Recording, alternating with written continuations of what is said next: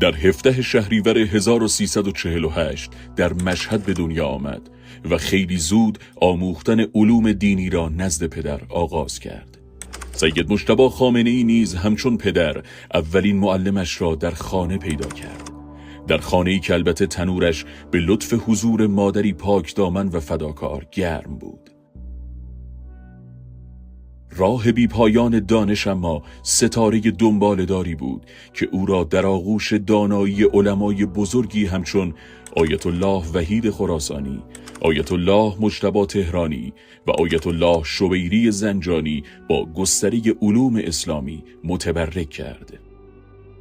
نان حلالی که رزق دائم سفره خانواده‌اش بود، در سالهای جنگ پای سید مجتبی 17 ساله را در قامت یک بسیجی ساده به میدان نبرد مردان شریف ایران با دشمنان بعثی کشاند تا این یقین به جان دوستان برسد که فرزند رئیس جمهور وقت از تبار غیور مردان بیباک است. نورعلی شوشتری که فرمانده سید مجتبی در جنگ بود می گفت دلاورانه به خط میزد.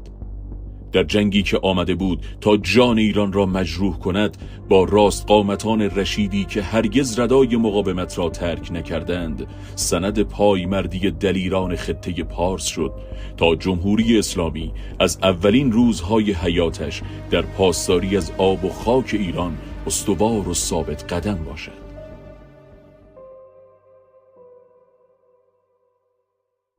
در روزگار پس از جنگ، مجتهد جوان که قریب 18 سال در آستان عالمان بزرگ زانوی طلبگی زده بود، در آغاز دهه 70 خود مسئله آموز 100 مدرس شد و از سال 1383 به مدت 20 سال پیاپی خارج فقه تدریس کرد و با استقبال روزافزون طلاب، سید مجتبی استاد یکی از پرجمعیت ترین کلاس های سطح عالی دروس حوزه شناخته شد.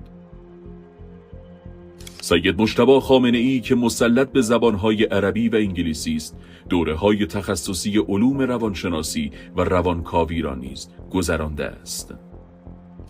دومین فرزند رهبر شهید انقلاب بیمانند ایران، در تبعیت محض از شیوه زندگی پدر، ساده زیستی را سرمشق زندگی شخصی خود قرار داد.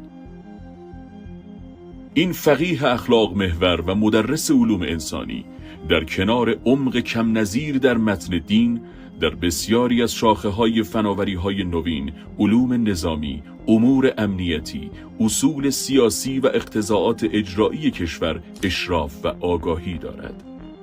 فساد ستیز است و افقهای نامکشوف تمدنی را سالهای متمادی کاویده است و احاطه کم نظیری در اجزاء مسیر پیشرفت کشور دارد.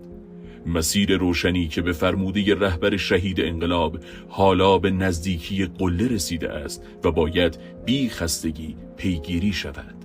آقا مجتبی که همچون پدر تلاقی صلابت و ایستادگی در برابر دشمن از سوی و آغوش امن و مهربان برای مردم از سوی دیگر است و حالا به رغم اندوه بی پایان شهادت پدر، مادر و همسرش، چونان سرو بی خزان دیگری در میدان خدمت به مردم انقلاب اسلامی ایران قدم برمی دارد تا عصر خمینی با تلاش فرزندانش امتداد بیابد و امید در قلب مستضعفین ایران و جهان چون شمعی پرفروغ به درخشیدن ادامه دهد.